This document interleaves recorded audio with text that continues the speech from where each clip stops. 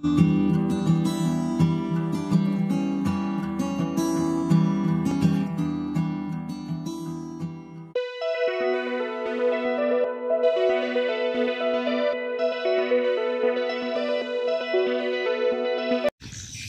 sekarang berada di lahan pekarangan, di mana di lahan pekarangan ini para petani di lahan gambut ini menanam dengan tanaman kopi.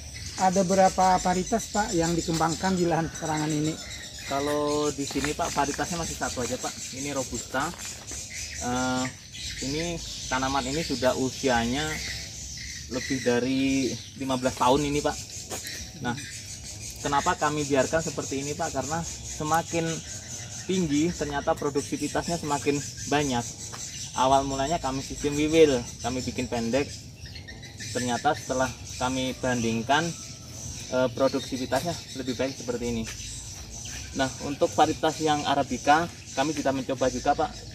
Kebetulan bantuan dari BRG kemarin saya beli benih yang Arabica, tetapi jauh Bang tempatnya, lokasinya. Nah, ini yang sementara ini dikembangkan oleh petani kami, kopi jenis ini, Robusta ini. Semakin tinggi, bukan semakin sedikit, tetapi semakin banyak buahnya. Jadi kopi ini dipanen bertahap. Pertama buahnya yang merah-merah, kemudian nanti berikutnya kalau buah yang hijau-hijau ini sudah merah baru dipanen lagi. Dilihat dari penampilan ini, ternyata kopi ini cukup adaptif di lahan gambut. Tanpa pupuknya Pak. Tanpa perlakuan pupuk, tanpa pengapuran, kopi ini dapat berproduksi dengan tinggi. Hasil sekali panen tiap pohon ini berapa kilo Pak? Bisa sampai 30 kilo. Ini ada yang lebih, kalau sudah tingginya seperti ini, buahnya seperti ini bisa lebih dari 30 kilo. Apa ini membantu petani dalam pemasaran hasil kopi yang produksi tinggi ini juga. Karena Bapak ini membeli dari petani, kemudian Bapak mengolahnya, menjual dalam bentuk Olahan. Biji kering dan olahan.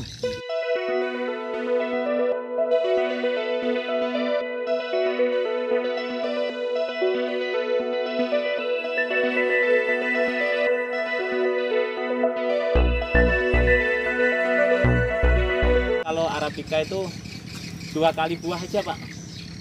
2 kali buah, kalau ini nggak setiap bulan ada terus. Seperti ini nggak pernah habis buahnya.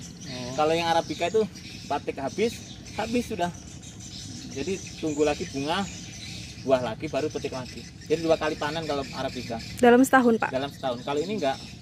Kalau ini seperti ini terus. Bisa 4 kali tadi. Iya, 4 kali. Ini setahun 4 kali. Kalau dalam proses dari bunga sampai matang, sampai masak itu kira-kira berapa lama Pak? Lama sih, bisa sampai 3 bulan. Tapi karena buahnya banyak, dari dia bergirir panennya. Nah, seperti ini kan ada yang masih muda nih, masih kecil kan. Nah, masih kecil, ada yang sudah mau tua, ada yang merah, jadi kan metik terus tiap bulan. Oh, jadi dia berkelanjutan ya, iya, terus-menerus. Berkelanjutan, metik terus kalau ini tiap bulan.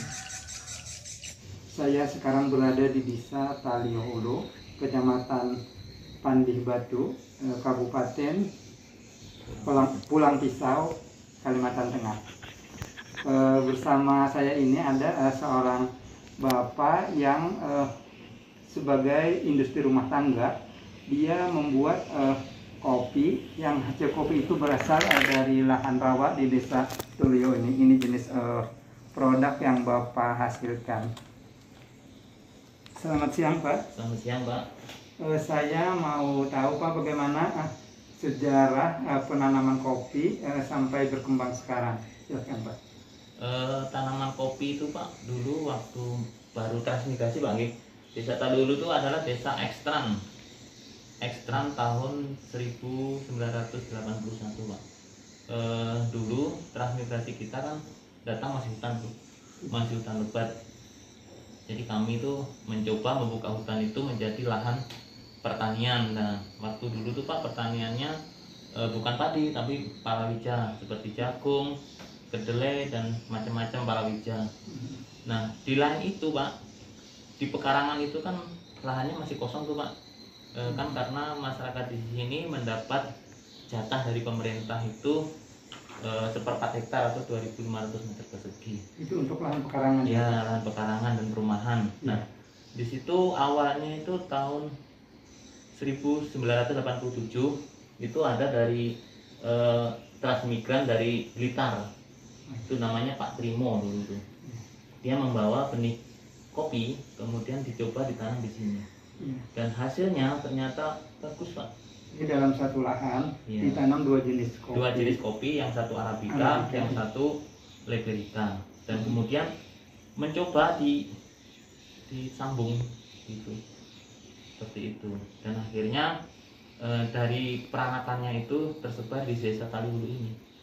Itu awal mula cerita kopi. Dan sekarang kopi tumbuh subur, Pak. Dan kemarin itu kopi sempat nggak laku ya. Sempat nggak laku dijual karena produksinya sangat tinggi dan pemasarannya kurang. Dan kami dari ibu-ibu kelompok tani Melati ini mencoba membuat produk olahan dari kopi tersebut, sehingga pemasaran dari kopi yang tadinya tidak laku kemudian menjadi laku karena kami beli dan kami produk menjadi kopi olahan seperti ini. Untuk menghasilkan produksi yang tinggi itu kita harus mengerjakan tanah secara agronomi dengan baik.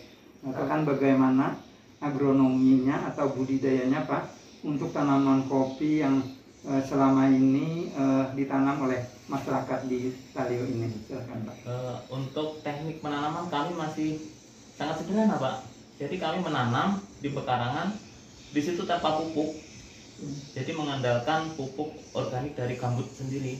Jadi gambut itu kan semakin lama semakin subur, seperti itu, tanpa terjadi kebakaran. Secara alami Bapak menanam itu Pak, berapa umurnya dari pemindahan anak yang tumbuh dari jatuhan biji kopi tadi dipindah? Kira-kira berapa tahun? Kalau ditanam benih Pak memang lama, itu bisa 5 tahun baru buah. Ya. Tapi kan ya 5 tahun baru buah. Nah, tapi kami Pak kalau sudah pohon tua ini tidak kami buang Pak, tetapi hanya kami penggal, kami pelihara tunas baru, itu 2 tahun sudah buah.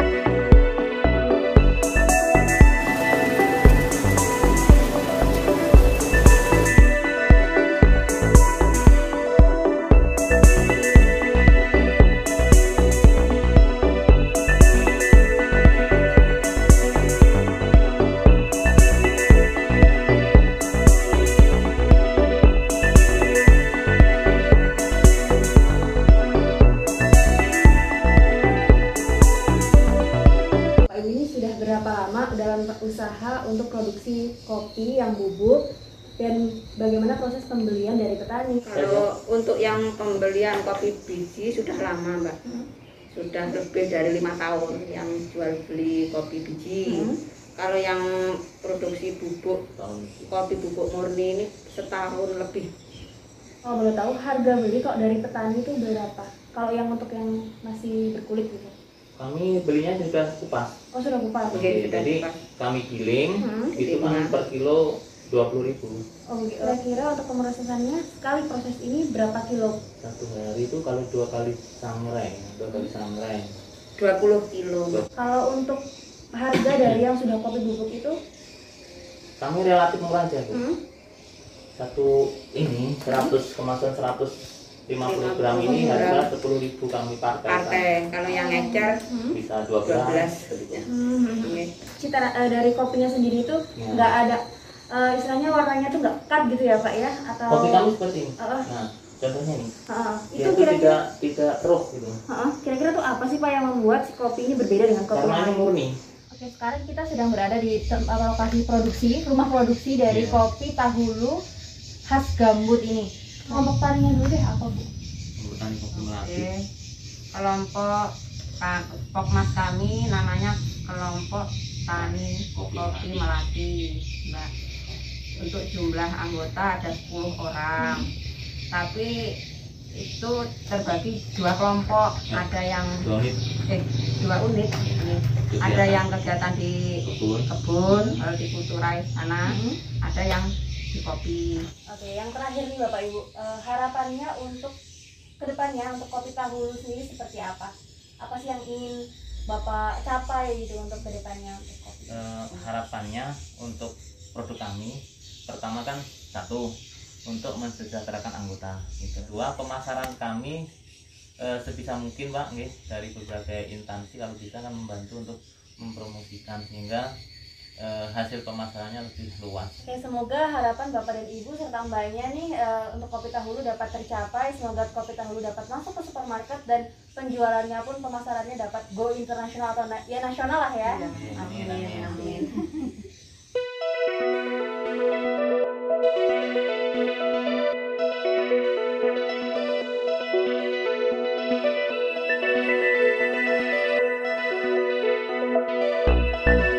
Kopi Tahulu mantap. Yes.